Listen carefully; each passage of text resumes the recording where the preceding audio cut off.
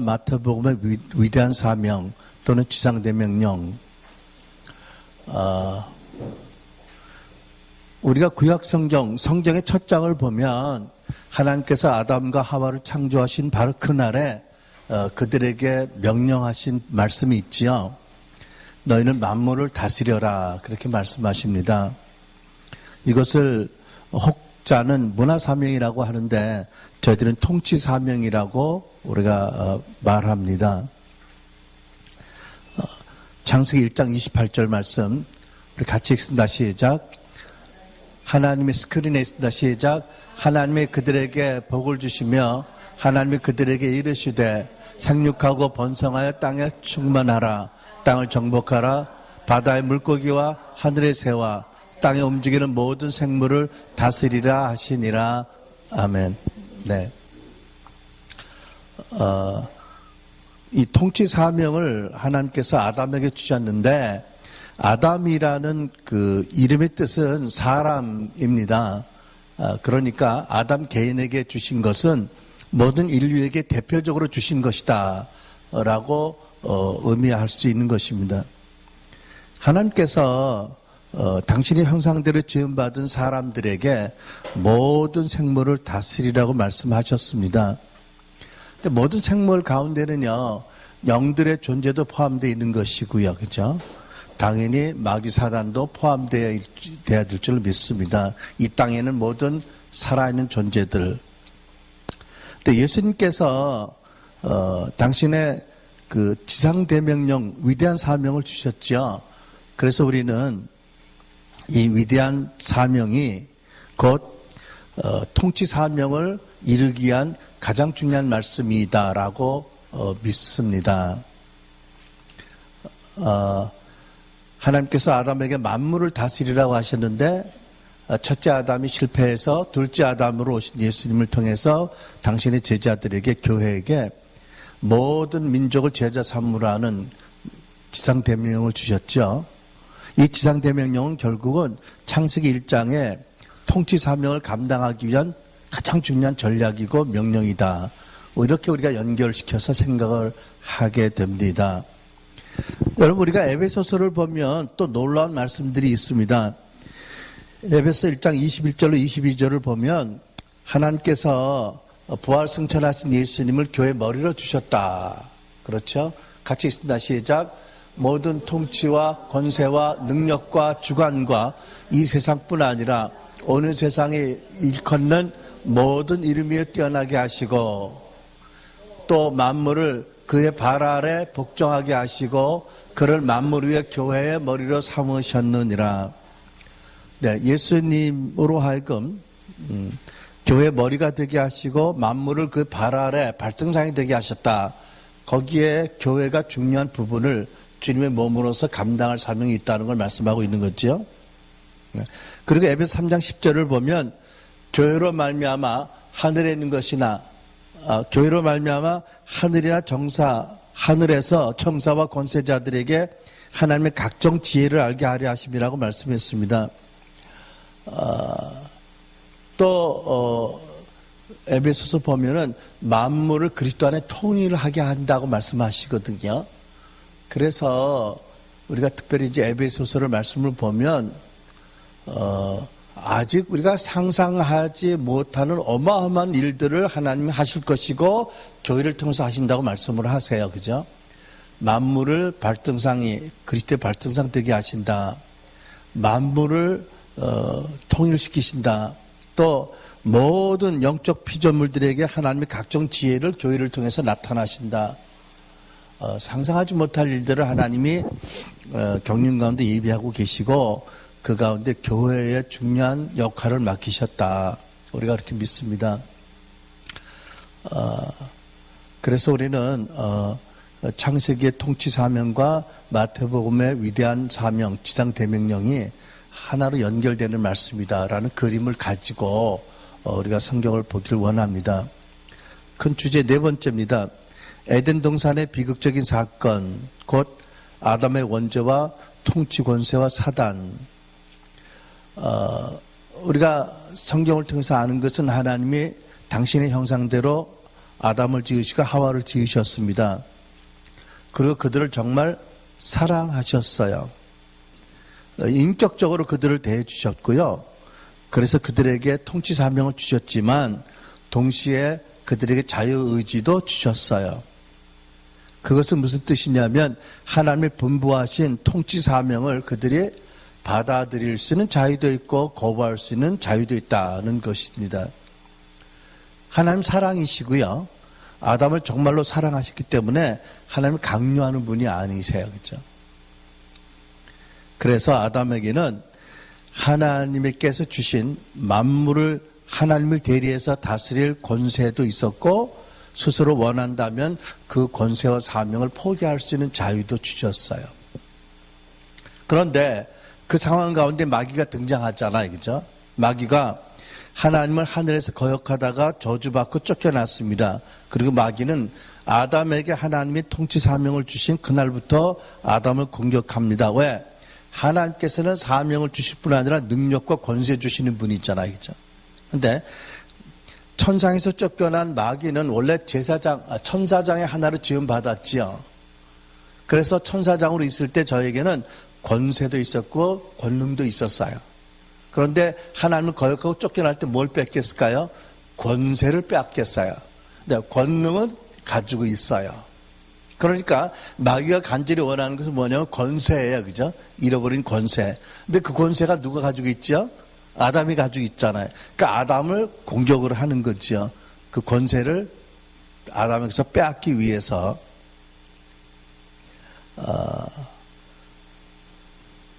아담에게는 자유의지가 있었고 하나님의 통치 사명을 받아들일 수도 있고 거부할 수 있었는데 불행하게도 거부했고 빼앗겼잖아요. 그죠? 전번에 그 캐더린 쿨만에 대한 강의를 들을 때 아주 흥미로운 이야기를 들었습니다. 그 캐더린 쿨만이 자기 인생의 가장 처참한 순간에 모든 걸 다 잃어버리고 아무것도 없는 명예도 가족도 다 잃어버리고 아무것도 없는 그때에 로스앤젤레스 골목길을 걷다가 막다른 길에 이르렀다는 거예요. 그때 하나님 앞에 얼굴을 들고 이렇게 기도했대. 하나님, 아무것도 없습니다. 다 잃었습니다. 그러나 저 같은 것을 쓰실 수 있다면 저를 써주세요. 저에게는 하나가 있습니다. 하나님을 사랑하는 그 사랑뿐입니다. 근데 그 기도를 들으시고 위대한 치유 복음 전도자의 기름을 부으셨다. 위대한 사역을 주셨다. 근데 나중에 캐더린 콜만이 그랬대요. 주님이 말씀하시기를 네가 첫 번째가 아니었다고. 네가 세 번째였다고. 다른 두 분의 목사님이 하나님의 부르심을 노해서 캐더린 콜만에게 왔다는 거예요. 누가 노했을까요? 근데 똑같은 얘기를 간증을 들은 적이 있어요. 밥 베켓 목사님. 캘리포니아에 그 트랜스포메이션 비디오에 나온 분이세요. 해맷이라는 지역입니다. 근데 해맷이라는 지역에 경제도 낙후되고 범죄가 많고 노인네들만 주로 살고 정말 아주 안 좋은 도시였는데 이 밥 베켓이라는 분이 주님께 잡혀서 그 지역에 영적 도회를 하고 주님이 명령하신 대로 예언적인 중보를 했고 그래서 어마어마한 부흥이 일어났거든요. 그 지역의 크리스찬 인구가 90% 이상이 되고 뭐 경찰서가 비어서 경찰들이 청소로 다닌다든지 뭐 하여튼 트랜스포메이션 비디오에 나올 대단한 지역 변화가 일어났는데 참 그 바베케치요 하루는 어떤 분들의 초청을 받아요. 그 자기가 사는 해맷이라는 도시 뒤에 큰 산이 있었는데 그 산 중턱에 있는 어떤 일단의 할머니들로부터 할머니들이 살던 곳에서 초청이 온 거예요. 와주십사 하고. 바베케치 갔어요. 갔는데 캐빈 통나무 집을 짓고 거기서 할머니들이 살았던 데예요. 40명의 할머니들이 중보 기도자들이요. 근데 한 분이 남아 있었대요. 마지막 남은 한 분이 바페케 목사님을 초청한 거예요. 10만 원 해달라고. 근데 그분이 우리 WL 와서 강의할 때 얘기하는데, 그 조그마한 할머니가 와줘서 감사하다고. 우리는 여기서 40년 동안 중보 기도해온 40금초대 중보팀이래요. 이름이 40 Golden Candles라는. 근데 그 얘기를 하는데, 그 40 몇 년 전에 주님께서 미국 각 도시에 흩어져 살던 평범한, 그 당시 평범한 자매들을 하나씩 둘씩 그 도시로 부르셔서 우연같이 만나게 하시고 그들에게 말씀하셔서 중턱에다 캐비를 짓고 거기서 공동체 생활하면서 40년 동안 기도했다는 거예요. 그러면서 내가 마지막 남은 그 중보 기도자인데, 내가 가기 전에 하고 싶은 일이 있어 목사님 오시라고 불렀다고. 그러면서 먼저 자기 일을 위해서 기도해달라고. 그랬더니 기도를 받더니 서로 얹고 기도하더라요. 하나님 이 목사님에게 우리 중보팀에게 주셨던 중보 기도에 기름을 부어주시라고, 임파테이션 해달라고. 그리고 지하실로 내려가는 계단을 내려갔더니 똑같은 사이즈의 방이 있더라는 거죠. 강력한 하나님 임재를 느끼겠더래요. 근데 놀라운 게 뭔지 아세요? 이만큼 두꺼운 기도 책들이, 기도 일지들이 있다는 거예요. 주님께서요, 역사적으로 큰 일이 있기 전에 이들에게 기도하라고 먼저 말씀하셔서 그것도 다 기록한 책이에요. 보니까 노르만디 상륙작전이 있기 석 달 전에 주께서 그들에게 노르만디 상륙작전이 실패하지 않도록 기도하라고 그러셔서 기도한 날짜가 있는 거예요. 알거든요. 이 바페케스 목사님 언제 노르만디 상륙작전이 석 달 전에 딱. 그러니까 머리가 쭈삣쭈삣 쓰더라는 거예요. 그러더니 하는 말이, 그 할머니가 You are not the first one. 네가 첫 번째가 아니었다고. 왜? 주께서 말씀하셨대요. 내가 이 헤멧에 놀란 부흥을 일으키기 위해서 내가 주의 종들 셋을 찾아갔는데 그 종들이 다 너라고 그랬다고. 이제 네 번째 바페켓을 찾아가는데 바페켓이 예스 하도록 기도하라고. 그래서 You are not the first one. 네가 첫 번째가 아니었다고. 와, 참 예? 모르죠, 누구지. 그러니까는 로버트가 그랬잖아. 자기 천국 가면 캐트린 쿨만에 앞서서 두 번째 하나님의 초청을 거부한 사람들 만나보고 싶다고. 도무지 무슨 생각으로 너 했냐고 물어보고 싶다고.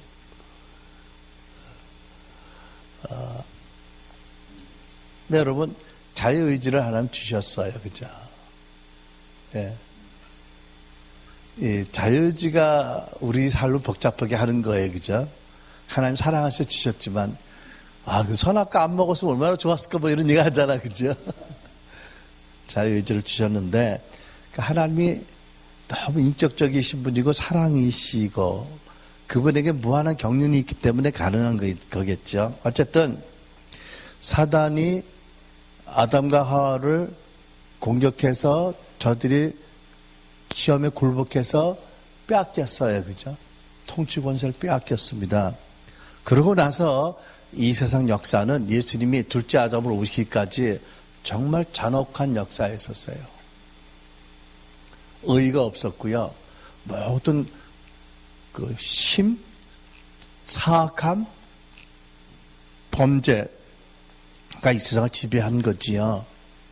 여러분, 오늘날은 우리가 완전한 세계에 사는 건 아닙니다. 오늘날도 문제가 많습니다.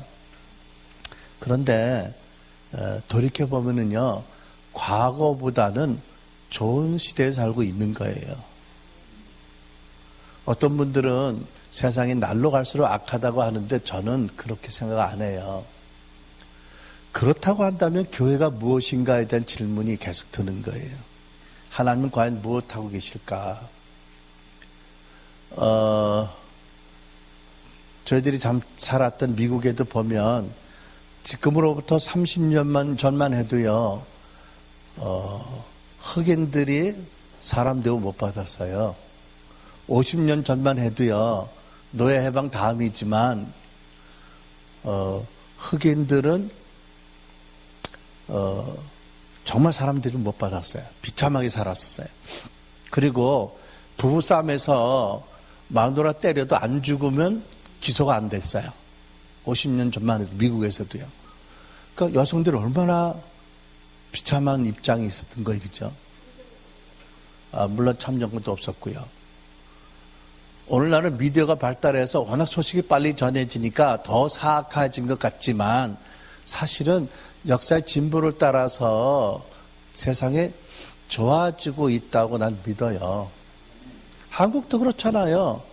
50년 전에요. 비참했어요. 먹을 거, 놀 거, 뭐, 없었어요. 그죠? 우리는요, 굴렁쇠 굴리고 다녔어요. 근데요, 이 자전거 휠이라고 나요. 이거 굴리는 애들이 인류예요. 그거는 잘 돌아가요. 막, 거기 홈도 파져 있으니까 막대기 넣고 굴리면 잘 굴러가잖아요. 우리는 그게 부잣집 애들이 하는 거고, 우리는 굴렁쇠가 동그랗지 않아서 찔찍찔찍하고 돌리고 밀리고 할 때 다녔거든요. 딱지치기, 신문 접어 딱지치기 하고, 그거 많으면 부자같이 느꼈고, 뭐. 하여튼, 예. 여러분 사실 참 좋아진 거 아니에요. 그죠? 어찌됐든지. 근데요, 예수님 오시기 전까지 사단이 이 세상을 다스렸어요. 그러니까 성경에 보면, 사단에 대해서 이렇게 성경이 말합니다. 어떤 존재인지. 첫째로, 사단은 이 세상 신이라고 말씀합니다. 고린도서 4장 4절. 이 세상 신이 믿지 아니하는 자들의 마음을 혼미케 하여, 같이 시작. 그리스도의 영광의 복음의 광채가 비치지 못하게 함이니 그리스도는 하나님의 형상이니라. 지금도 사단은 믿지 않는 사람들의 영적인 눈이 열려지지 않게 해서 주님을 못 믿게 하잖아요. 그죠? 그러니까 성경이 말합니다. 사단은 이 세상 신이라고. 이 세상을 다스리고 있는 신이다. 또 공중권세를 잡은 자라고 말씀합니다. 에베소 2장 2절. 시작. 그때 너희는 그 가운데서 행하여 이 세상 풍조를 따르고 공중의 권세 잡은 자들을 따랐으니 곧 지금 불순종의 아들 가운데서 역사하는 영이라. 그러니까 지금도 예수 믿지 않는 복음에 불순종하는 사람들 가운데서 역사하는 영이 있어요. 그죠? 마귀예요. 우리도 전에 예수 믿기 전에 그 마귀를 따라 살았어요. 마귀의 포로였던 거죠. 하나님의 진노의 대상이었고요. 그렇죠? 세 번째로 예수님이 친히 말씀하시기를 마귀를 사단을 이 세상 임금이라고 말씀합니다. 이 세상의 임금, the ruler of the world, 세상을 다스리는 자라는 말씀이죠. 요한복음 14장 30절 시작. 이후에는 내가 너희와 말을 많이 하지 아니하리니 이 세상 임금이 오겠음이라. 그러나 그는 내게 관계할 것이 없으니. 그는 내게 관계할 것이 없다는 말씀의 뜻은 그와 나는 공통점이 없다라는 거잖아요. 네? 그런데 말씀하기를 이 세상 임금이 온다고 말씀하거든요.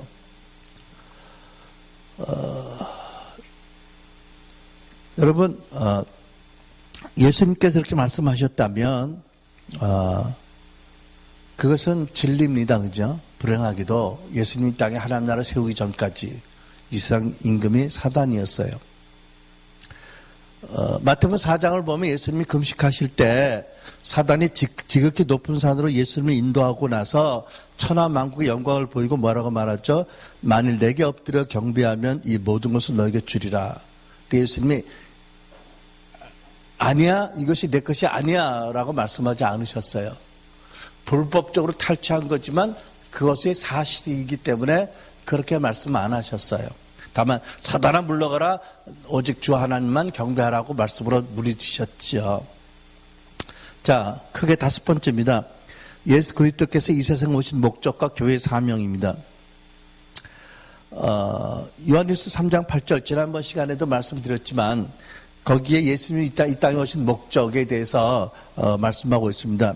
죄를 짓는 자는 마귀에게 속하나니 마귀는 처음부터 범죄함이라. 따라서 합니다. 하나님의 아들이 나타나신 것은 마귀의 일을 멸하려 하심이라.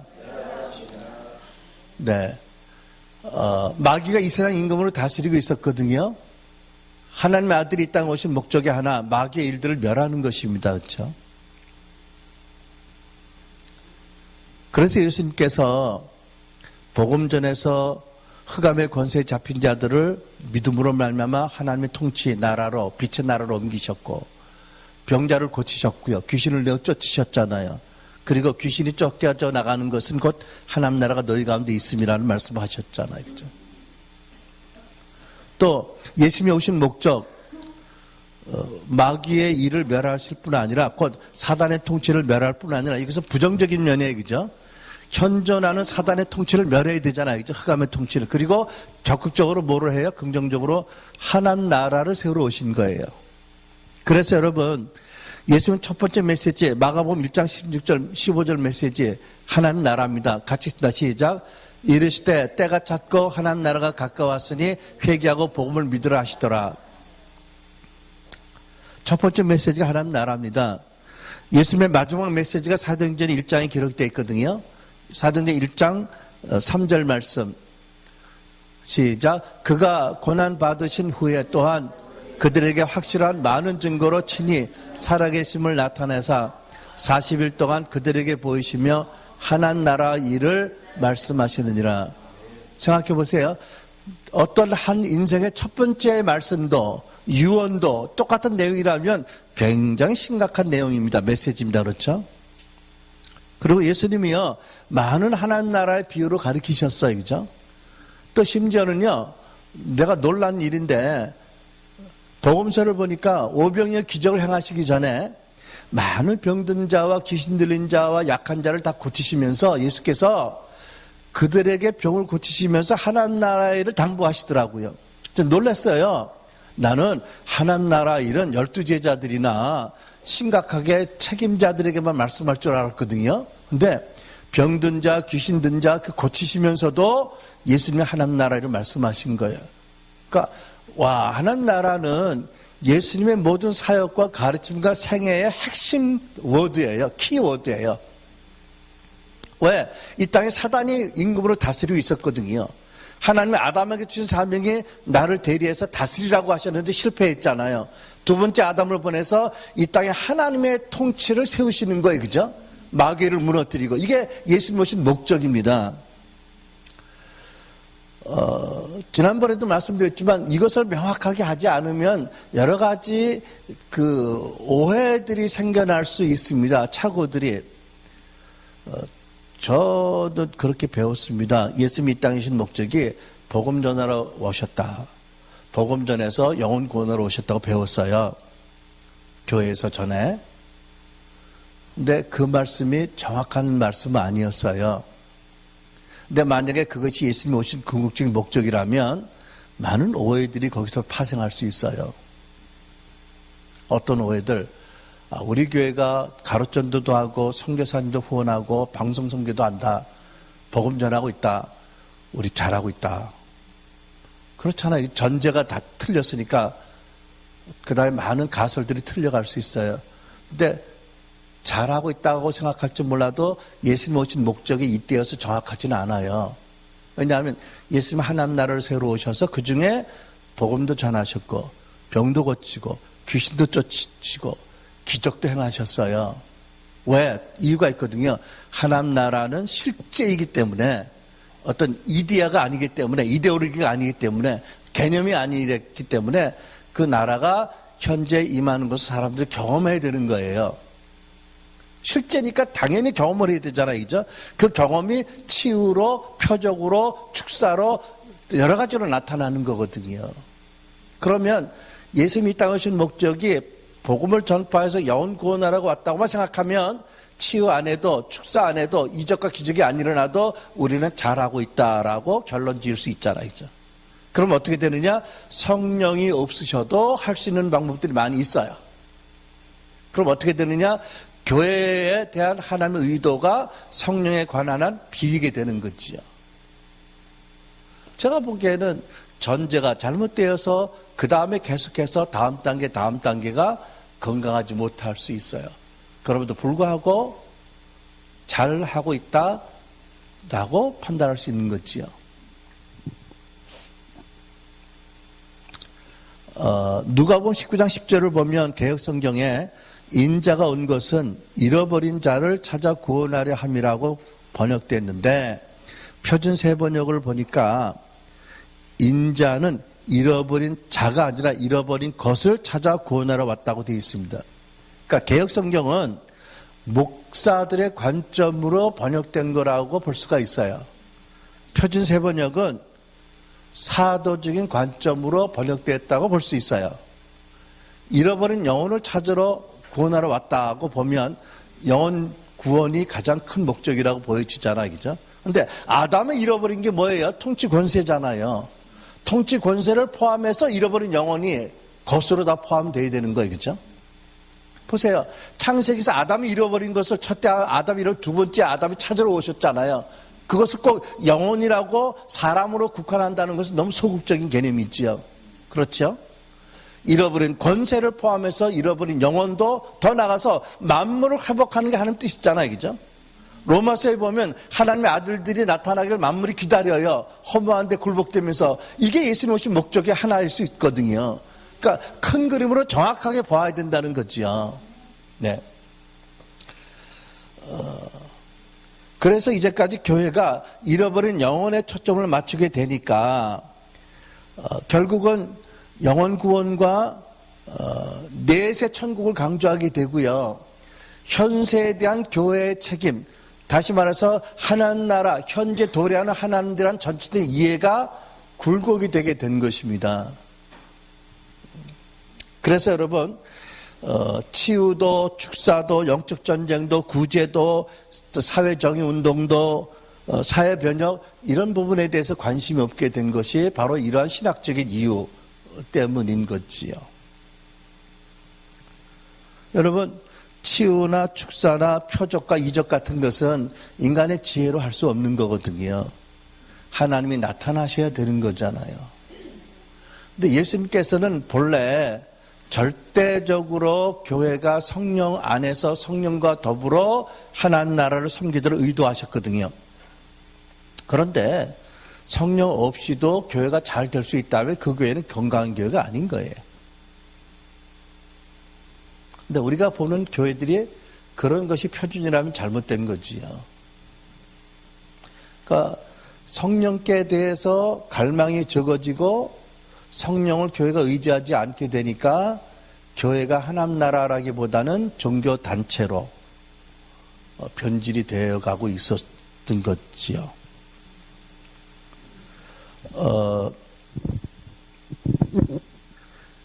여러분 그 고린도후서에 보니까 고린도전서에 보니까 제가 그 깜짝 놀라운 그런 규절을 한번 봤거든요.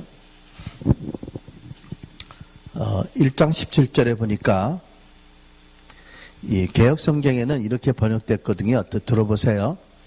그리스도께서 나를 보내심은 세례를 주게 하려 하심이 아니요 오직 복음을 전케 하려 하심이니 말의 지혜로 아니함은 그리스도의 십자가가 헛되지 않게 하려 함이라. 자, 그런데요, 이 번역을 표준 세번역으로 보니까 이렇게 번역했습니다. 그리스도께서는 세례를 주라고 나를 보내신 것이 아니라 복음을 전하라고 보내셨습니다. 중요한 포인트가 여기 나옵니다. 들어보세요. 복음을 전하되, 따라서 합니다. 복음을 전하되 말의 지혜로 하지 않게 하셨습니다. 여러분 포인트가 이해가 되세요?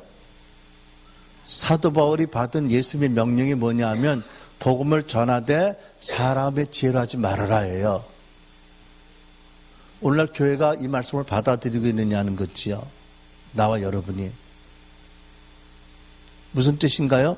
복음을 전하되 성령의 능력으로 전하라는 말씀이에요. 그리고 이어서 말씀하시기를 그것은 그리스도의 십자가가 헛되이 되게 하지 않으려는 것입니다. 이건 놀라운 일이에요. 사람의 지혜로 복음을 전하는 것은 결국 그리스도의 십자가가 헛되게 될 수도 있다는 거예요. 와, 이거는 전혀 새로운 이해라고 난 믿어요. 우리는 그동안 사람의 지혜로 복음을 많이 전해왔어요. 아무 문제의식 없이요. 표준 세 번역의 번역이 잘못됐느냐? 저는 이게 옳다고 믿습니다. 왜냐하면 여러분 사도행전에 보면은요, 사도 바울이 아덴에 가서 복음을 전하거든요. 아덴 사람들이 토론을 좋아하고 새 것을 좋아하는 사람들이에요. 근데 사도 바울이 거기 가서 철학과 변증론 방법으로 말의 지혜로 복음을 전했어요. 어떻게 된 줄 아세요? 선교 사역이 실패로 돌아갔어요. 바울과 친한 몇 사람만 구원받았어요. 그리고 사도 바울이 고린도로 옮기면서 결정을 합니다. 결코 다시는 사람의 지혜로 복음 전하지 않겠다. 그때 아마 예수님이 이 말씀을 하신 것 같아요. 바울에게. 내가 너를 복음 전하라고 보낸 거다. 그러나 복음을 전파하되 절대로 지혜로 하지 말아라. 왜? 복음을 지혜로 전하면 십자가가 무효가 될 수도 있다.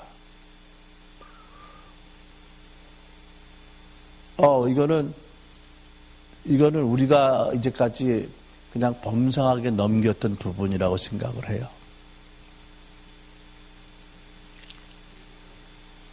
결국 하나님의 임재와 하나님의 권능과 하나님의 나타남 없이 인간의 능력과 지식으로 경험으로 전도하고 선교를 함으로써 결국은 초자연적인 하나님의 임재나 하나님 된 갈망이 없어진 거예요.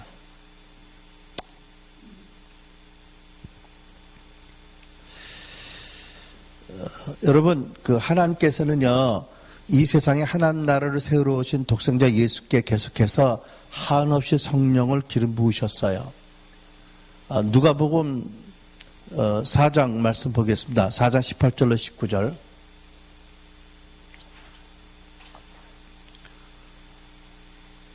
네, 같이 읽습니다. 시작. 주의 성령이 내게 임하셨으니 이는 가난한 자에게 복음을 전하게 하시려고 내게 기름을 부으시고 나를 보내사 포로된 자에게 자유를, 눈먼 자에게 다시 보게 함을 전파하며 눌린 자를 자유케 하고 주의 은혜의 해를 전파하게 하려 하심이라 하였더라. 이 말씀은 이사야서 61장 1절 2절 말씀을 인용한 말씀이거든요. 예수께서 성전에 들어가셨을 때 회당에 두루마리를 누가 넘겨주었죠? 하나님 놀라운 경륜으로 딱 그때 필요한 말씀을 두루마기로 전하셨어요. 그걸 펴서 읽은 말씀이잖아요.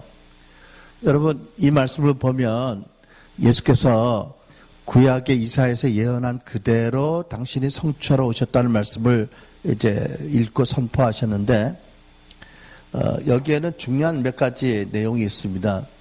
그것은 뭐냐면 예수께서 메시아로 이 세상에 하나님 나라를 세우러 오셨는데 그 목적을 위해서 이사야에서 예언된 대로 오중 사역을 통해서 내가 하나님 나라를 세울 것이라고 말씀하신 거예요. 자, 보세요. 가난한 자에게 복음을 전하게 하시려고 어떤 사역이세요? 복음 전도자의 사역입니다. 그렇죠? 여러분 보시죠. 포로된 자에게 자유를, 이게 교사입니다. 진리로 너희를 자유케 하리라, 인자가 너희를 자유케 하리라. 그렇죠? 무지함으로 포로된 자에게 진리로 자유케 한다고 말씀하셨잖아요. 그죠? 그 다음에 눈먼 자를 다시 보게 하면, 구약시대에 병을 고치는 건 선지자예요. 그죠? 선지자들 하나님의 말씀을 듣고 기도할 때 눈이 뜨죠. 영적인 눈이 뜨는 것도 역시 주님께서 선지자적인 사역을 하시기 때문에 눈을 뜬다고 말씀하시고요. 눌린 자를 자유하게 하고 눌린 자를 위로하고 다시 눌리지 않도록 보호하는 건 뭐죠? 목자 사역입니다. 목사 사역이 있죠. 주의 은혜의 해를 전파하게 하는 것, 하나님의 본래 의도를 회복하게 하는 것, 사도적인 사역입니다. 말씀에서 멀어진 것을 다시 회복시키는 사역, 디모데서 말씀처럼. 예수께서요, 처음 메시지, 비유, 계속해서 하나님 나라를 말씀하시고 마지막 메시지 하나님 나라를 말씀하시고 이사야서 말씀 인용해서 누가복음을 선포해서 이 말씀하시는 거예요. 내가 메시아로서 이 땅에 하나님 나라를 세우러 왔는데 사도, 선지자, 목사, 교사, 복음 던져서 사역을 하겠다. 첫째, 어떠한 종류의 사역을 하냐 말씀. 두 번째, 어떻게 하시느냐? 오직 성령으로 말미암아 주의 영으로, 그리고 기름 부으심으로 하겠다고 말씀하잖아요. 여러분 보시지요. 중요한 두 가지 포인트를 말씀하고 계신 거예요. 예수님을 3년 동안 수종 들면서 가까이 지켜본 베드로가 사도행전 10장 38절에 이렇게 기록합니다. 하나님이 나사렛 예수에게 성령과 능력을 기름 붓듯 하셨음에, 그죠? 그가 두루다니며 선한 일을 행하시고 마귀에게 눌린 모든 사람을 고치셨으니 이는 하나님이 함께 하심이라. 성령께서 함께 하셨다, 그죠? 병을 고치는 주의 능력이 함께 하셨다는 누가복음 말씀도 마찬가지입니다. 그렇죠? 여러분, 빌립보서 2장 6절로 8절을 보면 놀라운 그리스도에 대한 계시가 여기 기록되어 있습니다. 빌립보서 2장 6절로 8절. 제가 읽겠습니다. 그는 근본 하나님의 본체시나 하나님과 동등됨을 취할 것으로 여기지 아니하시고 오히려 자기를 비워 종의 형체를 가지사 사람들과 같이 되셨고 사람의 모양으로 나타나사 자기를 낮추시고 죽기까지 복종하셨으니 곧 십자가에 죽으심이라. 자, 여기 보면 자기를 비웠다고 7절에 말씀하시거든요. 이 땅에 성육신 하신 말씀인 그분이 이 땅에 예수 그리스도로 나사렛에서 태어나실 때에 비우셨대요. 뭐를 비우셨을까요? 그분이 비우신 게 있습니다. 뭔지 아세요? 신성에 속한 능력과 지식을 비우신 거예요. 이거 정확하게 이해하셔야 돼요. 그리고 우리가 똑같은 사람이 되셨어요. 그래서 예수님이 똑같은 자연인으로 사시다가 성령 세례 받으신 다음에 공생의 사역을 시작하셨어요. 그죠? 그분이 하나님이세요. 그분의 신성은 벗어버릴 수 있는 대상이 아니에요. 그죠? 예수 그리스도 안에 신성과 인성이 다 있었는데 이 땅에 예수님이 오실 때 굳이 신성에 속한 지식과 능력을 비워놓고 오셨어요. 그리고 성령으로 말미암아 사역을 하세요. 여러분 굉장히 중요한 의도가 있는 것입니다. 이것이 왜냐하면 예수님이 이 땅에 오신 목적은 우리를 구원하실 뿐만 아니라 우리가 당신과 같이 되어서 하나님 나라를 승계하도록 의도하신 바가 있는 거예요. 여러분 이해가 되세요? 네. 만약에 예수님께서 이 땅에 오셔서 병을 고치시고 물로 포도주 만드시고 하는 기적이 신성에 속한 능력으로 하셨다면 우리하고 상관이 별로 없어요. 그분이 하신 일이에요. 그죠? 놀라운 일이지만 나는 할 수 없어요. 왜? 우리가 신성을 가진 자들이 아니잖아요. 그죠? 그렇지만 당신을 비우시고 오직 성령으로 사역하셨기 때문에 그것이 우리에게 적합한 모델이 된 거예요. 네. 여러분, 성경은 모든 성도들에게 기름 부으심이 있다고 말씀하세요. 고린도후서 1장 21절 우리를 너희와 함께 그리스도 안에서 견고케 하시고 우리에게 기름 부으신 이는 하나님이시니. 자, 우리에게 기름을 부으셨다고 말씀하잖아요. 여기서 우리라는 것은 사도 바울과 디모데만이 아니고요. 고린도 교회 다를 포함된 것이거든요. 왜냐? 똑같은 말씀은 요한일서에 있어요. 보면 요한일서 2장 20절 같이 있습니다. 너희는 거룩하신 자에게서 기름 부음을 받고 모든 것을 아느니라. 여기는 너희예요. 우리가 아니에요. 그죠? 너희. 누구예요? 교회 회중들. 그 당시 회중들. 문맥적으로 따라가 보면 여기서 너희는 그리스도 안에 어린 아이까지 포함된 거예요. 우리는 교회에서 흔히 목사와 장로만 기름 부음 받았다 이런 얘기 많이 들었잖아요. 그죠? 구약에는 제사장과 선지자와 왕만 기름 부음 받았다. 근데 신약 시대에 들어와서 우리는 예수 안에서 우리는 하나님의 아들이 되어서 우리 모두에게 기름 부으심이 있다고 말씀하세요. 요한일서 2장 27절 너희는 주께 받은 바 기름 부음이 너희 안에 거하나니 그러시잖아요. 그죠? 자, 모든 크리스찬들 안에 기름 부음이 있어요. 근데 예수께서 말씀하시기를 나를 믿는 자는 나의 하는 그 일을 할 뿐 아니라 어떻게 더 큰 일도 할 수 있다고 말씀하세요. 이 말씀이 어떻게 가능해요? 내가 하나님의 아들이고 내가 하나님이지만 내가 인간이 되어올 때 예수가 되어올 때 신성에 속한 지식과 능력을 비웠다. 그리고 나는 오직 성령으로 말미암아 성령의 능력과 기름 부음 받음으로 사역했다. 너희들 안에 기름 부음이 있다. 너희들에게 성령이 임하실 것이다. 그러면 너희도 동일하게 나와 같이 성령 안에서 내가 한 일을 할 수 있고 더 큰 일을 할 수 있다 라는 진리를 말씀하는 거 아니에요, 그죠? 여러분, 이게요 성령 사역의 기본적인 믿음의 이해입니다. 진리의 이해입니다. 아멘.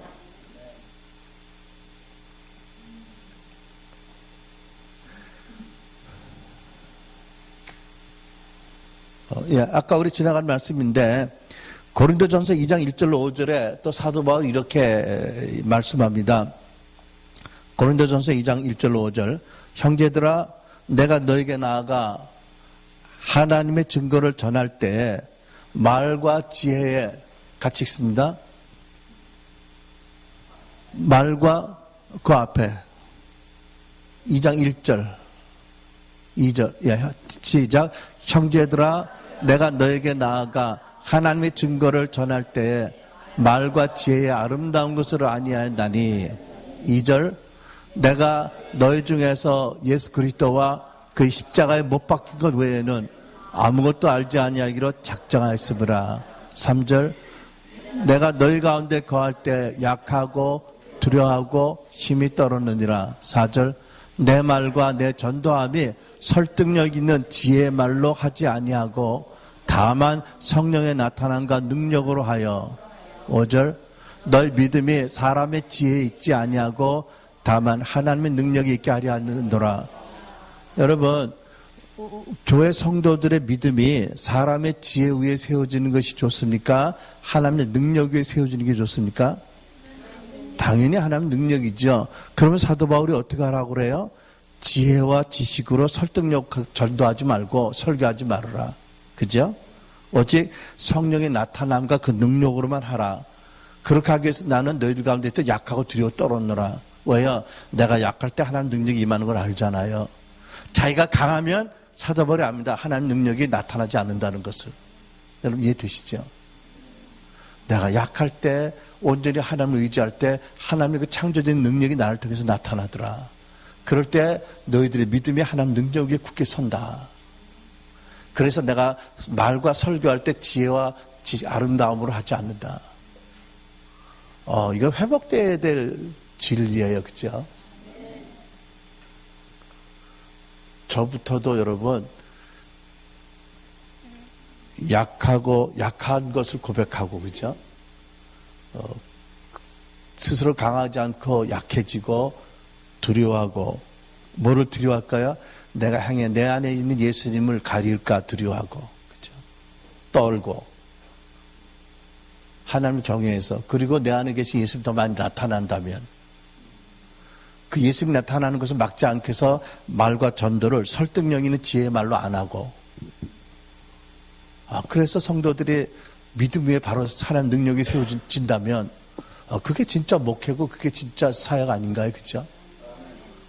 우리가 알고 있는 거하고 많이 다르지 않나요?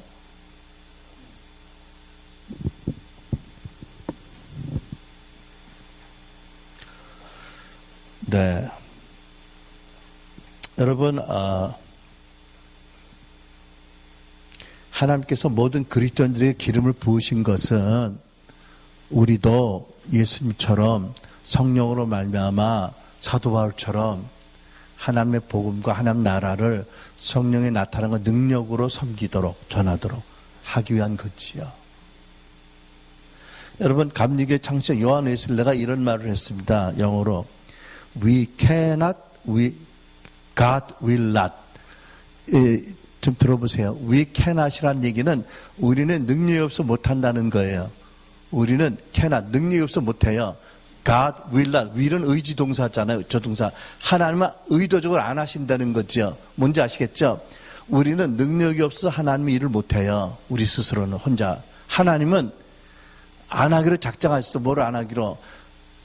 하나님은 사람들을 통해서 일하기로 작정하셨고 혼자 일 안 하기로 작정하셨다는 거죠. 어떻게 해요?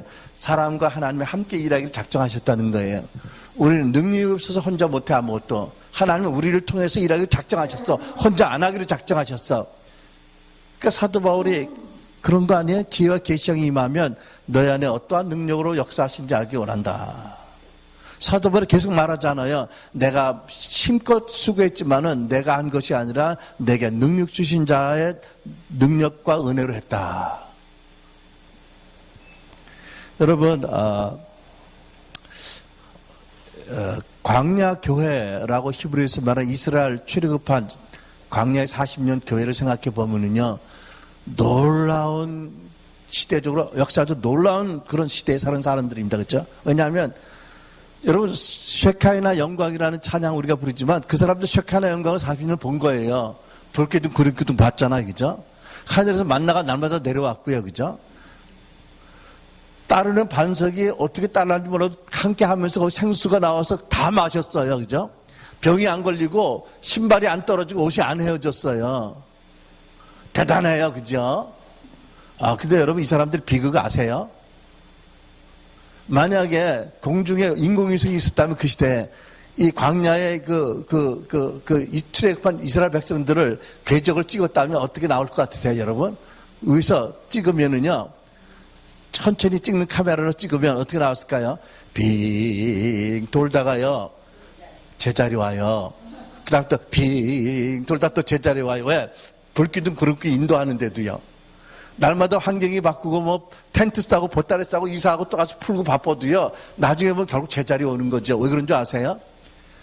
이 사람들이 가나안이라는 비전을 안 받아들인 거예요. 너무 저들이 무서워. 성도 크고 거인 족속들이 살아. 하나님 가나안 가라는 비전을 주셨는데도 안 가요. 그러니까 하나님 어쩔 수 없어요. 빙 돌려서 또 몇 년 만에 제자리, 또 10년 만에 제자리. 여러분 오늘날 교회 모실 수 있는 거예요. 하나님 계세요. 기도응답이 있어요. 날마다 변화되는 것 같아요. 근데 40년 후 또 돌아올 거리요? 제자리? 아니, 10년마다 5년마다 제자리 돌아올 수 있어요. 그죠? 비전을 안 받아들이는 거거든요. 예수 믿다는 것은 비전이잖아요. 그죠? 어떻게? 마귀를 멸하고 하나님 나라를 세우는 것이에요. 이게 예수님 오신 목적이에요. 우리 표대예요. 사도 바울처럼 표대를 향해서 뒤에 것을 잊어버리고 전력을 해서 달려가야 되거든요. 그런데 이 표대가 없어요. 그러니까 사사기 시대처럼 왕이 없어서 각기 소견에 선한 대로 한 것처럼 교회가요, 예수님 오신 목적에 대해서 확실한 동의가 안 하고 날마다 기도하고 뭐 철회하고 응답도 받고 해요. 근데 돌아다니고 보면 빙 제자리 오는 거죠. 그죠? 보세요. 한국이 변화 안 되잖아요. 그죠? 안 되는 것 뿐이 아니에요. 20년 전에 한국 크리스찬 인구 25%라면 지금 그 비율로 잘하면 40% 50% 돼야 되거든요. 전체 19%라는 거지요. 거꾸로죠. 제자리도 아닌 거예요. 거꾸로 돌아가고 있는 거예요. 그죠? 한국 지도자들 가운데 65%가 크리스찬이라는 거예요. 국회의원과 장차관에서요. 대단한 비율이거든요. 세계 이런 나라 별로 없어요. 안 됐잖아요. 변화가 안 되잖아요. 그죠? 장로가 뭐 중하고 놀다가 뭐 점치러 가고 자살하고 뭐 안수 집사가 사람 죽이고 이게 뭐 특별한 예의라고 하지만 너무 극단적이잖아요. 그죠? 제가 보기에는요, 한국교회가 이 땅에 오신 예수님의 목적에 대한 확실한 이해와 거기에 대한 동의와 헌신이 없어서 그래요. 교회들이 자기의 나라를 세운다고 바빠요. 자기 왕국이에요. 하나님은 나라가 아니에요. 하나님 나라의 한 좋은 예가 미문의 안진뱅이거든요. 안진뱅이는 나면서부터 안진뱅이고 거기 늘 있었어요. 여러분 생각해 보세요. 예수님이요 그 앞에 수시로 다니셨어요. 수없이요. 근데 예수님이 안진뱅이 안 일으키셨어요. 왜? 아버지가 안 일으키시거든요. 예수님은 오직 아버지 하시는 걸 보고 듣고 하시잖아요. 아버지가 안진뱅이 일으키는 걸 봐야 하는데 아버지가 가만히 계시니까 그 앞을 지나가시는 거예요. 그죠? 오늘도 가고 내일도 가시고요. 그리고 이분을 아세요. 뭘 아세요? 이제 몇 년 후에 베드로가 당신을 3번 부인하고 철저하게 자기 안에 선한 것이 없는 걸 철저하게 고백을 하고 다시 회복되어서 50년을 성령 충만받고 능력받고 베드로가 언제 그를 일으킬 거 아세요? 그러니까 베드로가 해야 될 일을 예수님이 안 하세요. 능력이 없어서가 아니고 사랑이 없어서가 아니거든요. 하나님이 하시는 대로 하는 게 하나님 나라잖아요. 그죠? 내 열정으로 하는 게 아니거든요. 그게 하나님 다스림이잖아요. 그렇죠? 그러니까 내 일이 아니면 안 하는 거예요. 아무리 선한 일이라도요. 그죠? 예수께서 계속 말씀하잖아요. 내가 스스로 아무것도 할 수 없다. 나는 오직 아버지 하신 일을 보고 한다. 나는 오직 아버지 하시는 말씀을 듣고 한다. 이게 하나님 나라 룰이에요. 그렇죠? 나 여러분이 성령님 안에 있기 때문에 성령께서 하신 일을 보고 감동 주시면 하는 거예요. 그죠? 내 열정으로 하는 게 아니라니까요. 베드로에게 말씀하잖아요. 예수님께서 네가 젊어서는 네가 마음대로 원하는 곳을 다녔는데 나이가 들면 네가 팔을 들리리니 사람들이 너에게 띠를 띠고 네가 원치 않은 것을 끌고 가리라. 이 말씀이 이런 뜻이 있는 거예요. 첫째는 베드로가 십자가에 거꾸로 달릴 것을 예언하신 말씀이지만 또 생각해보면 이런 거죠. 베드로야, 네가 신앙 초기에는 열정이 있어서 일로 절로 막 왔다 갔다 하고 네가 열심히 일을 한다. 그렇잖아요. 우리도요. 처음 예수 믿고 얼마나 좋은지 그냥 구름 밟고 다니면서 막 다니면서 그 다음에 은사가 신기하고 막 여기 쫓아서 배우고 저기 쫓아서 배우고 뭐 이것저것 다 해요. 그럴 때는 얕은 물가에서 노는 것처럼 물도 펄덩펄덩 치고 재미있어요. 그죠? 그런데 성숙해지면 하나님 강이 높아지면 깊어지면 마음대로 움직이기도 쉽지 않아. 부담감 때문에 하나님 무게로. 그렇잖아요. 그죠? 나중에는요 주님 앞에 다 두 손 들고 하나님 뭐라고 그러세요? 내가 기뻐하는 선지자는 내가 보라 그러는 것만 보는 자라고요. 장님이라고 규먹을이라고 그러시거든요. 나의 기뻐하는 선지자는 장님이요 규먹을이라. 무슨 뜻이에요? 정말 하나님을 신뢰하는 선지자는 누구냐면 다 보려고 하는 사람이 아니고요. 다 아는 척하는 사람이 아니라는 거지요. 눈 감고 있다가 눈 떠 보라 그러면 보고 다시 눈 감고 들으라 하면 듣고. 이게 당신이 기뻐하는 선지자라는 거거든요. 근데 이제 선지자 되기 전에 철랑철랑 할 때는 다 보려고 그러고 다 아는 척하고 다 말하려고 그러고 이러잖아요. 그죠? 감동 오면 다 얘기해버리고 중보기도 하라고 해도 감동 주셔도요. 아니라는 거죠. 이제 성숙해지면 다 두 손 두 발 두고 하나님이 하라고 하시는 것만 하는 거죠. 그죠? 그게 하나님 나라잖아요. 그죠?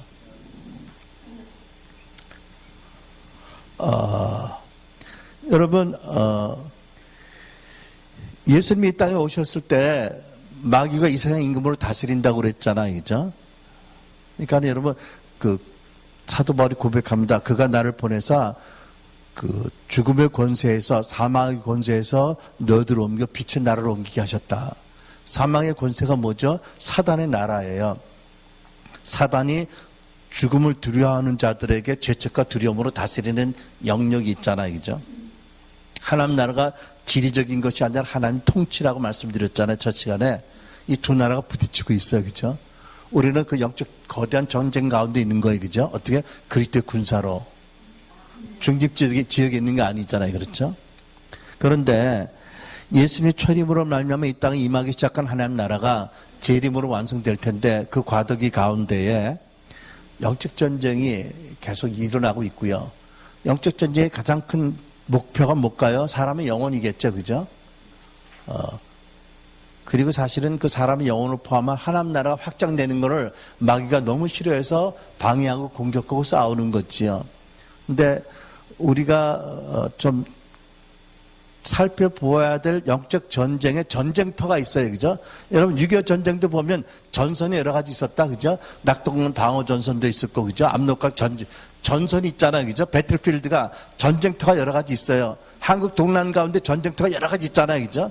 그러니까 지금 여러분 보기를 원하는 게 뭐냐면 마귀가 다스리는 흑암의 권세, 흑암의 나라와 하나님 나라가 충돌하는 이 전쟁 가운데 있는데 전선이 여러 가지 있어요. 싸움터가. 그 중에 하나가 뭐냐면 여러분 첫 번째 전쟁터는 그 프론트 라인 전선은 교회의 성경적 회복을 위한 개혁이다. 이렇게 말씀드렸어요. 그죠? 사단이 가지가지 간교한 방법으로 종교영을 통해서 교회를 혼미케 하고 교회를 공격하고 교회의 사명에 대해서 혼미하게 만듭니다. 그래서 통치 사명이나 지상대명령, 영적 전쟁 또는 성도운동, 은사운동, 예배 갱신운동 이런 것들이 못일어나게 막고 있죠. 사도 바울이 고린도서 2장 12장 1절에 형제들아 신령한 것에 대하여는 내가 너희가 알지 못하기를 원치 아니하노니 했는데 물론 영적 은사에 대해서 알라고 하신 말씀이지만 사실은 영적 전쟁에 대해서 알라는 말씀 아니에요. 그죠? 우리가 마귀의 계기를 알지 못하면 원치 아니하노니 말씀하잖아요. 마귀의 계기 중에 하나가 뭔지 아세요?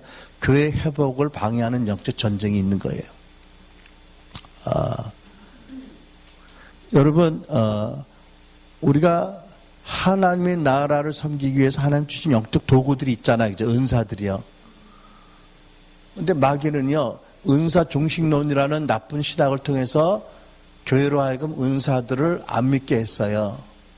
보세요. 목수가 집을 짓는데 망치 안 들고 장돌로 집을 짓는다는 말이 되겠어요? 짱돌이죠, 그죠? 말이 안 되는 거거든요. 하나님 나라를 세우는데, 하나님의 집을 세우는데 하나님 주신 영적인 도구를 안 쓴다? 은사 종식론, 나쁜 신학을 통해서 저는 그게 아주 나쁜 신학이라고 보거든요. 종교영이 준 신학 같아, 제가 보기에는요. 그 디모데서 있잖아요, 그죠? 마지막 때 나쁜 교리를 배운다고요. 마귀의 교리를 배운다고. 또 이런.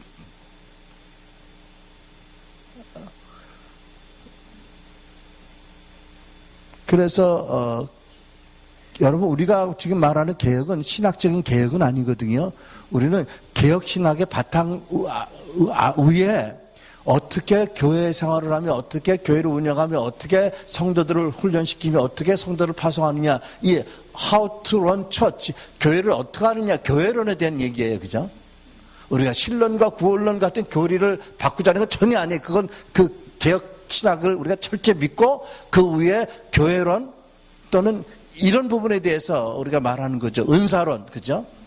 또는 성령론을 포함해서.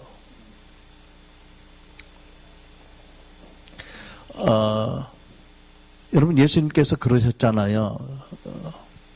성령이 오시면 너에게 나의 말을 기억나게 하실 것이다.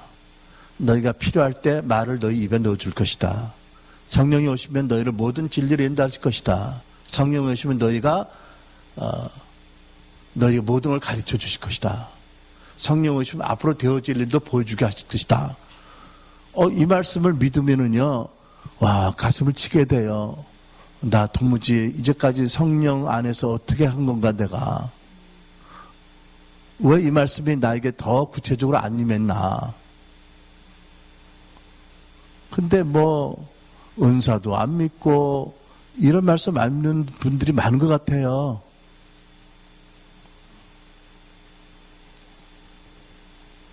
네. 두 번째 전쟁터는 사회 변혁입니다. 이거를 우리가, 옛날 YM에서는 영역을 11, 12로 나누기도 했고요. 와거너 박사님은 7대 영역으로 나누셨는데, 어찌됐든 간에, 이제 무슨 개념이냐면 이런 것입니다, 여러분. 우리가 전에는 이렇게 배웠습니다. 교회가 부흥하면 세상이 뒤집어질 거라고요. 우리는 교회가 부흥하면 세상이 절로 변화될 거라고 믿었거든요. 근데 아니더라고요. 역사상 그런 적이 없었어요. 기독교 역사상. 유감스럽게도. 한국만 해도 여러분 70년대, 80년대 그때 최고로 부흥할 때잖아요. 그죠? 어찌됐든지 숫자적으로 또 열정도 있고 기도도 열심히 했고. 그렇다고 세상이 한국이 바뀌었나요? 안 바뀌었거든요. 이게 잘못된 개념이었어요. 이게요, 구약의 개념이에요. 진짜 구약의 개념과 신약 개념이 많이 차이가 있는 걸 알아야 되거든요. 구약 시대는요, 유대와 이스라엘에는 이게 가능했어요. 유대 왕이 회개하고 이스라엘 왕이 회개하면 하나님과 관계가 바라지면 온 국민이 축복을 받고 나라가 부흥해요. 맞아요. 근데요, 신약 시대에 와서, 현대 와서는 이게 안 통하는 거예요. 왜 그런 줄 아세요? 이걸 발견한 거거든요, 사회학자들이. 이 세상이라고 말할 때는 크게 구분되는 영역이 있다는 거예요. 그 영역마다 고유의 룰이 있고 규칙이 있고, 그 영역마다 고유의 문화가 있고, 그 영역마다 그 리더십을 가진 사람이 따로 있다는 거거든요. 이렇게 생각해 보세요. 대한민국의 박근혜 대통령을 우리가 기도했지만, 박근혜 대통령이 대한민국의 수반이지만 사실 엄밀히 말하면 행정부의 수반인 거예요. 그죠? 그분이 입법부의 수반은 아니잖아요. 입법부의 수반은 국회의장이에요. 그 다음에 그 사법부의 수장은 대법원장이냐? 그렇잖아요. 그죠? 상권 분립이잖아요. 이와 같은 사회제도가 변혁이 이렇게 발달된 거예요. 오늘날에는. 그러니까 대통령 한 사람 변화된다고요. 행정부가 먼저 바뀌고 차차 간접적으로 바뀔지 몰라도 경제계 대통령 아니에요. 그죠? 경제계 리더가 따로 있어요. 문화계 리더가, 문화계 대통령이 뭐라고? 누가? 문화대통령 뽀로로 요즘은 그 아이들이고, 서태지가 옛날 문화대통령이라고. 아무튼요, 웃기지만 거기 대통령이 계세요. 그쵸? 문화계에도 대통령이 있고요. 언론계도 있고요. 이 사회가 분권화됐다는 얘기거든요.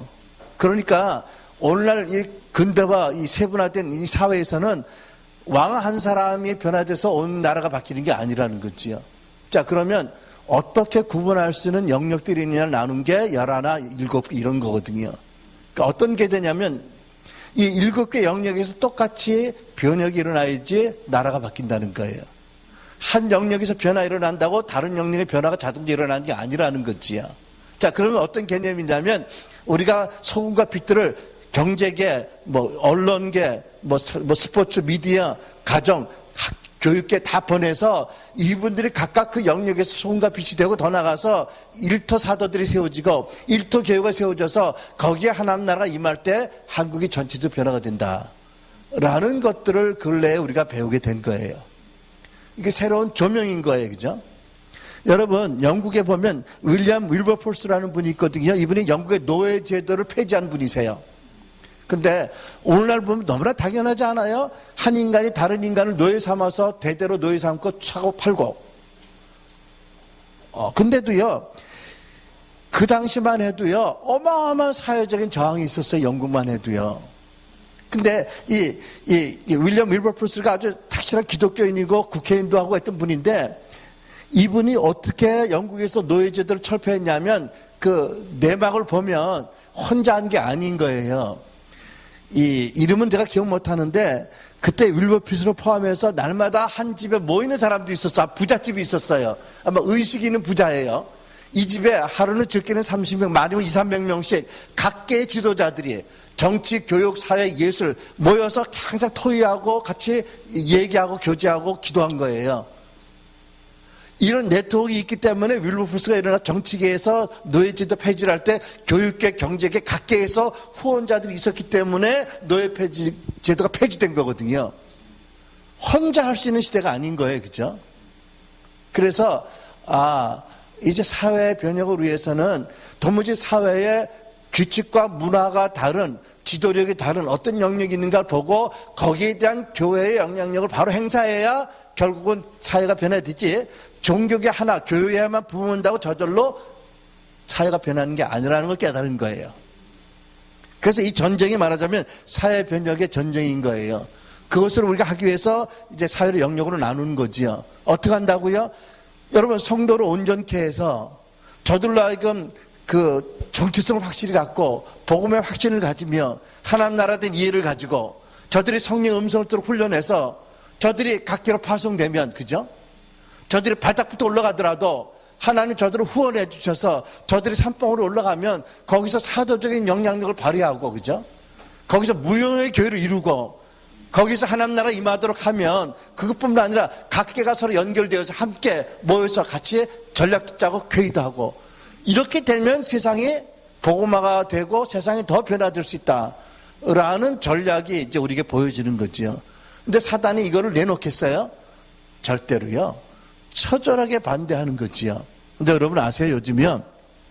저 어저께도 병원 가가지고 우리 이제 의사하고 얘기를 잠깐만 했는데 이러더라고. 목사님, 아시겠지만 미국에서 시작된 비밤이라는 운동을 통해서 요즘, 많은 사람들이 중동에 선교사로 나가 있다는 거예요. 목사님들 못 가는 게 아니냐고. 자기들 의사로 또는 NGO를 하면서 나가서 사실은 NGO를 하면서 정부 예산도 받고 국제 예산 받지만 거기서 복음 전한다고 자랑스럽게 얘기하더라고. 그냥 속으로 묻고 싶었어. 너 그거 누가 가르친 줄 아니? 요즘 피로와그너 박사야, 우리 멘토야. 그러다 참았어요. 이분들이요 받아들이고 있는 거예요. 크리스찬 사업가들이, 젊은이들이 더 이상 과거 같은 크리스찬 사업가 역할이 아닌 거예요. 과거에는요 돈 많이 벌어서 교회에다 헌금 많이 해라. 그리고 직원들 많이 교회 데려와라. 그 사람 크리스찬 만들기 이거잖아요. 요즘은 아니에요. 거기에서 하나님 나라 임하도록 하십시오. 거기에 문화를 바꾸고 질서를 바꾸고 거기에 하나님 나라 임하는 거. 하나님은 종교에만 임하는 하나님이 아니십니다. 무소부지하십니다. 그 직장에 하나님이 임하게 하십시오. 이런 비전을 주니까요. 젊은이들이 내 눈을 벌키고요. 왜 자기 인생의 목적을 잘 찐 거 아니에요. 그죠? 과거에는요. 열심히 사업해서 그저 목사님 앞에 헌금 많이 해드리고 사람 많이 데려가는 거 역할로 만족했던 게 만족이 안 되잖아요. 근데 하나님 일을 하고 싶잖아요. 그죠? 사업하면서. 이런 것들을 붙잡고 있더라고요. 다만 근데 그분도 그렇고 제가 보기에 많은 교회가 그에 대한 이해가 없어서 서포트가 없으니까 교회에서 서포트를 못 받는 아픔이 있는 것 같아. 소속감도 별로 없고. 그래서 이게 전쟁인 거예요. 이렇게 각계 전투해서는 안 되는데. 그래서 여러분 또 한 개 보는 게 뭐냐면 이제 또 안에 전쟁터는 세 번째 일터 교회를 세우는 영역인 거지요. 여러분 이제까지 교회를요 우리는 모이는 교회만 생각했습니다. 그죠? 그래서 우리는 이것을 학교회라고 말합니다. 그런데 또 하나의 교회가 있는 것을 봅니다. 큰 카테고리로 일터 교회가 있습니다. Church in the marketplace, workplace. 왜냐하면 여러분 우리 성도들 한 사람 한 사람이 하나님의 성령을 모신 성전이잖아요. 그죠? 그러면 그 성전이 살아있는 성전들이 주일날 모였을 때만 그게 교회고 그들이 직장에 나가서 일주일에 닷새 일에 있는 그 직장에서는 교회가 아니냐? 아니 성령을 모신 성전이면 당연히 교회잖아요. 그죠? 그러니까 따지고 보면 서울시청에 총무계장이 크리스찬이면 그 사람 하나의 교회가 거기 있는 거예요. 그죠? 거기 보면 많은 교파의 크리스찬들이 있을 거 아니에요. 그죠? 지금 이 사람들이 직장 신회로 모이지만 사실은 직장 신회보다도 더 이것이 사실 교회인 거예요. 그죠? 전통적인 개념의 교회가 아니라 무형교회죠. 직장 교회인 거예요. 사실은요. 그럼 이분들이 모여서 거기서 교제하고 뭐 이럴 뿐만 아니라 한번 목사님 모시고 설교 들을 뿐만 아니라 더 적극적으로 교회적인 역할을 거기서 하도록 하나님 원하지 않으시겠어요? 왜? 당신의 교회가 일주일에 하루만 교회고 나머지가 교회 아닌 것을 원치 않으실 거 아니에요. 그죠? 7일 내내 24시간 7일 교회에게 원하셨잖아요. 하나님이요. 그럼 어떻게 서울시청에서도 많은 침례교, 장로교, 감리교, 많은 성공회 교인들이 있지만 그들이 거기서 무형교회를 이루고 믿음으로 거기서 교회적인 역할을 거기서 하는 것이 하나님 기뻐하는 일 아닐까요? 그렇잖아요. 그죠? 조직화된 교회를 하는 게 아니거든요. 무형교회라도 거기서 교회적인 사명을 감당할 수 있다. 왜? 하나가 열을 쫓고 둘이 백을 쫓잖아요. 그죠? 만을 하나가 열이면 둘은 네, 뭐 집사람 말이 맞으니까 항상. 자, 아무튼 거기서 우리가 거기서 교회로 그죠? 교회라는 어떤 유대감을 가지고 정말 성령의 음성을 듣고 조직 교회를 안 하지만 교회적인 그 다이나믹을 가지면 얼마나 직장 복음화가 빨리 되겠어요. 그죠? 그냥 소극적인 신뢰가 아니라요. 그것을 위해서 그 개교회가 성도들을 온전케 해서 파송해야 되는 거 아닌가요? 그죠? 이제까지 교회는 교회 안에서 모든 활동만 생각을 한 거예요. 그죠? 아니에요. 성도를 온전케 해서 예배 4장 12절 저들을 내어보내서 시청에서 학교 캠퍼스에서 군대 병영 안에서 저들이 교회적인 사명을 감당하도록 교회가 훈련해서 내보내야 되고 격려하라는 거죠. 그죠? 그래서 하나님의 역사가 곳곳에서 일어나야 되는 거지요. 하나님 나라 곳곳에 일어나야 된다. 그러기 위해서 네 번째 어떤 전쟁이냐면 일터 사도를 세우는 전쟁인 거예요. 왜냐하면 교회의 주축들이 뭐라고요? 사도와 선지자예요. 에베소 2장 20절. 자, 여러분 생각해 보세요. 이제 교회를 하나님의 성전이잖아요. 에베소 말씀할 때 건축물로 비유하거든요. 그럼 예수님은 모퉁이 돌이에요. 그죠? 그리고 교회가 선교와 더불어 확장되면 계속 주춧돌이 세워집니다. 왜? 기둥들이 올라가야 되니까. 근데 그 기둥이 사도와 선지자라는 거예요. 물론 사도와 선지자만이 아니지만 힘을 받는 기둥은 사도와 선지자예요. 그리고 건물이 계속 확장되는 거 아니겠어요? 그죠? 에베소 2장 20절, 그 다음에 에베소 4장 11절. 그러면 어떤 교회든지 가장 중요한 그 직임은 사도와 선지자라고 성경은 말씀하고 있거든요. 유감스럽게 한국교회 전통적으로 안 받아들이고 있지만. 그러니까 일터 교회에도 사도와 선지자가 주축이 돼야 되는 거예요. 왜? 사도는요, 하나님의 전에 하나님의 영광 임하는 열정을 가진 사람들이에요. 선지자는요, 하나님의 전략적 음성을 듣는 사람들이거든요. 그러니까 목사님도 중요하고 교사도 중요하고 전도도 중요하지만 교회의 가장 중요한 핵심 키는 사도와 선지자다. 그러면 일터 교회도요, 사도와 선지자가 세워져야 무형의 교회가 더 교회로서 권세를 가질 수 있지 않겠어요? 그죠? 자, 그렇다면 사실은 로컬 처치의 사도와 선지자가 회복되는 게 먼저 되겠죠. 그죠? 그 경험과 그 후원으로 그 지도 아래 일터 사도, 일터 선지자가 세워지고 일터 교회가 세워질 때 세상의 변혁이 빨리 일어나고 복음화가 일어나고 민족들을 제자 삼는 역사에 크게 진보가 있지 않겠어요? 그죠? 그렇게 사실은 이단이라고 막 사람들 정죄하는데 우리는요, 누구를 높여주고 누구를 낮추는 게 아니에요. 사실은요, 사도가 세워지고 선지자가 세워지면 목사는 목사라서 더 올바르게 기능할 수 있고 전도자는 전도자로 더 가치와 기능이 인정을 받고 함께 윈윈하는 시스템이거든요. 근데 하나님의 손가락에 손에 5가지 손가락이 있는데 이 3개를 묶어버리고 2개만 가지고 일한다고 하면 이거는 언밸런스고 역기능이잖아요. 그죠? 그러니까 여러분, 직임에 대해서 얘기하지는 않겠지만 최소한도 사도적 기름 부으심과 부르심과 기능은 있어야 되는 거예요. 그죠? 지금 누가 사도냐고 얘기할 때는 여러 가지 논란이 있겠지만 교회 역사상 사도적인 기름 부으심, 사도적인 기능을 가진 존재들이 있었어요. 여러분, 루터 칼빈이 이 사람들의 개혁자하고 동시에 사도들이에요. 하나님의 말씀에 떨어진 걸 회복하는 열정을 가진 사람들이잖아요. 그죠? 보세요. 칼빈도 아까 요한회스로도 마찬가지고요. 오늘날도 보세요. 전통 교파의 노회장, 총회장이 제가 보기에는 사도들이세요. 사실은 사도적인 기름 부음이 있는 분들이세요. 다만 이분들이 2년마다 선거로 바뀌어지기 때문에 좀 안타깝고 그분들의 자기들의 부르심에 대해서 얼마나 이해가 있는지 모르지만 왜냐하면 여러 교회에 하나님 주신 권세와 축복으로 섬기는 게 사도들이거든요. 왜냐하면 교회가 각기 전투하도록 하나님 의도하지 않으셨잖아요. 그죠? 교회가 몸으로 유기적인 관계를 가지고 함께 선교하도록 부르셨고 그 가운데 키 역할을 하는 사람들이 사도들이잖아요. 그죠?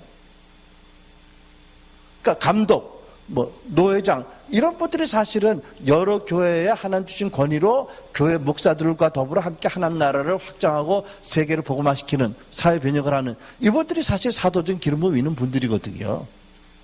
그러니까 한국에 훌륭한 사도들이 많으세요. 다만 그분들이 당신이 사도적인 부르심이 있다고 인정하지 않거나 직임으로 인정하지 않고 있는 거지요. 더 안타까운 것은 선지자들이 없어요. 하도 옛날에 예언의 은사 받은 사람들 엉뚱한 짓들을 많이 해가지고 예언 예자도 못 붙이게 해가지고 싹을 다 잘라버려서 오늘 선지자가 돼야 될 사람들이 이미 다 죽었어요. 그죠? 그러니까 사도적인 부르심이 있는 사람은 자기들의 직임에 대한 이해가 없고 그 옆에 하나님의 전략을 받아서 전해줄 선지자가 없으니까 이게 교회가 교회로서의 권위와 능력과 영광과 권세를 못 나타나는 이유가 하나인 거지요.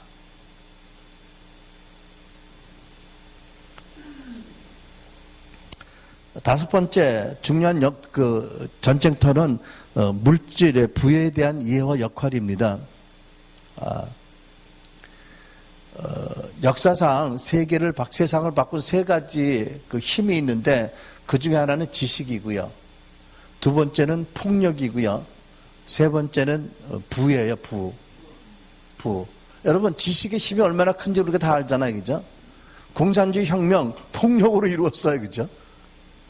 폭력이요. 군사력 이게 힘이잖아요. 그죠? 군사력. 미국이 세계 경찰국가는 얘기는 항공모함이 수십 대가 세계에 떠 있으니까 어마어마한 군사력이 있는 거 아니에요. 그죠? 폭력의 힘. 그 중에 하나는 부예요. 그죠? 여러분 생각해 보세요.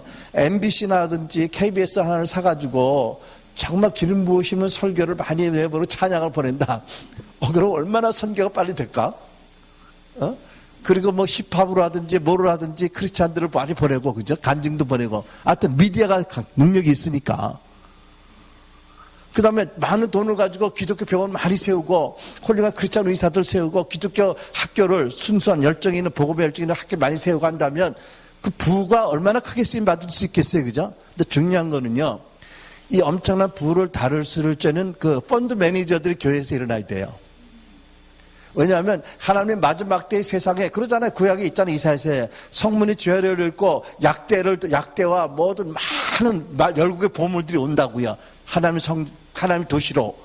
이게 마지막 때 부에 대한 예언인데 이거는요 어마어마한 돈이니까 이 어마어마한 돈을 하나님의 성령의 음성을 들으면 펀드 매니저들이 있어야 되는 거예요. 목사님들은 물질에 대한 그 캐파가 적어서 못 써. 감당이 안 돼. 그러니까 우리 교회에 그 금융계에 있는 사람이든지 그죠? 아니면 이런 전문가들이 정말 성령 충만하고 하나님 음성 듣는 이런 사람들이 일어나서 하나님이 안심하고 맡길 수 있는 그런 펀드 매니저들 어마어마한 그런 사람들이 일어나야 되는 거거든요. 그럴 때 정말 전략적으로 하나님 음성을 듣고 불을 푸는 거죠. 그죠? 그 다음에 6번째 그 종말론입니다. 이게 종말론은 다양한 역사적인 종말론들이 주장한 종말론들이 있기 때문에 그걸 가지고 우리가 교회가 분리되거나 다투어서는 안 됩니다. 그죠? 그럼에도 불구하고 저는 이렇게 믿습니다.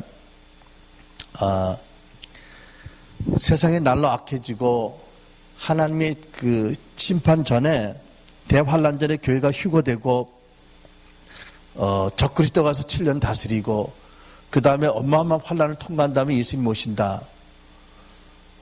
그런 메시지를 많이 믿으면 저는요, 우리 아들 세대들이 이왕 진흙게임에 헌신을 할까?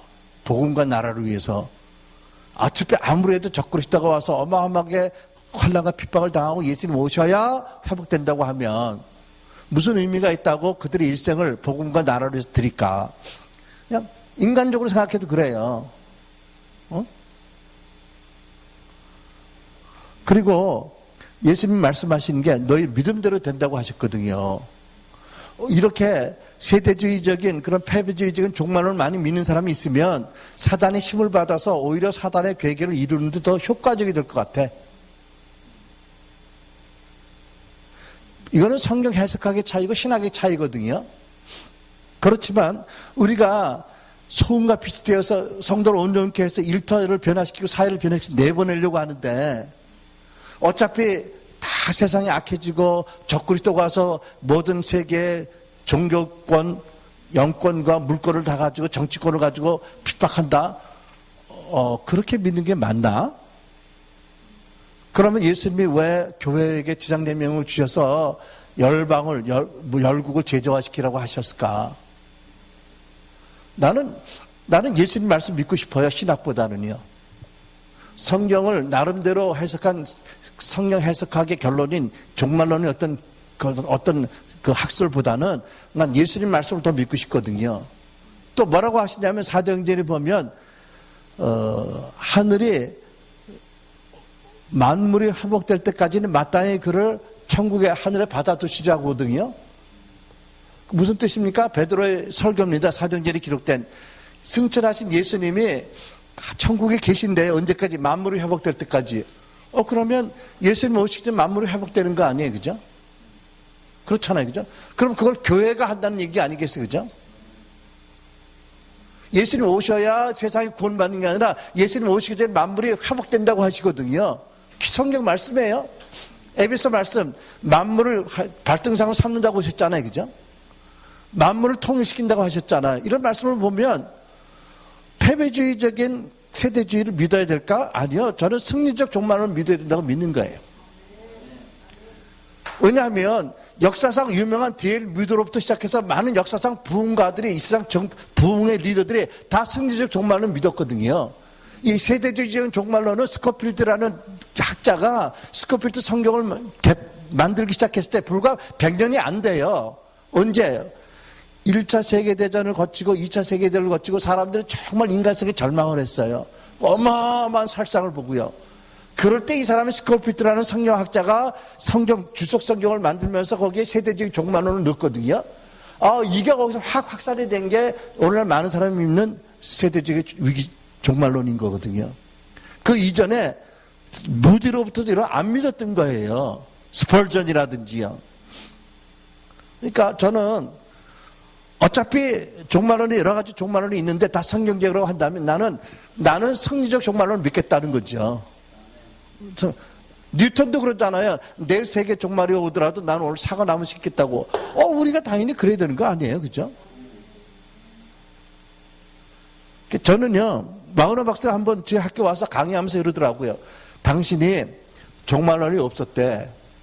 얼마 전까지. 뭐냐면 종말론이 여러 가지가 있는데 전천, 후천, 부천 여러 가지 있는데 확신이 안 들었다는 거죠. 어떤 게 당신이 지지할 학설인지. 근데 내가 지지하는 종말론이 이거라고 책을 보여주더라고요. 그게 부분 성취 승리적 종말론이에요. 제가 그 책을 사가지고 번역을 한 반쯤 했거든요. 너무 좋은 거예요. 나도 결정했어요. 이게 내 종말론이다. 이거를 믿고 우리 성도들을 훈련시켜서 나가서 사역하게 하고 봉사해서 그리스도 몸을 잘하고 세상을 뒤집자. 그래야 나도 내 아들 보고 너 일생을 이거로 해서 헌신하고 그래야지. 어차피 멸망할 거에다 뭐 헌신을 시키겠어. 적당히 믿으라고 축복받으라고 하잖아요. 그죠? 그렇게 했더라고요. 그래서 저는요, 나중에 시간 있으면 우리 커리큘럼 없지만 승리적 종말론 한번 하고 싶어요. 이런 거거든요. 마태복음 24장에 해와 별이 떨어지고 성경에 보면 정부 관원들이 떨어지고 해와 달 별을 비유하거든요. 독수리, 로마 7군단의 표지가 독수리의 표장이에요. 로마 7군단에 와가지고 예루살렘을 둘러쌌을 때 이 사람 붉은이 깃발이 독수리예요. 그 말씀이 사실은 다 돌 위에 돌 하나 남지 않는 거, 이게 다 예루살렘을 로마 7군단에 초토화시킬 때 이루어진 말씀이거든요. 그러니까 계시록을 언제 썼느냐부터 시작해서 이 성경 해석하기 차이인 거거든요. 나는요, 또 한 가지 믿고 싶은 게 예수님께서 너희들은 가서 세례를 주고 제자를 삼아서 내가 가르쳐 모든 걸 가르쳐 지키게 하라 하셨잖아요. 그러면 저는 이 말씀이 이루어지기 전에 최소한 한두 나라라도 예수님 안 오셨으면 좋겠어. 왜? 말씀의 권위 때문에. 가장 중요한 이 말씀이 이루어지기 전에 예수님이 오신다고? 왜냐하면 어떤 분들이 그러더라고.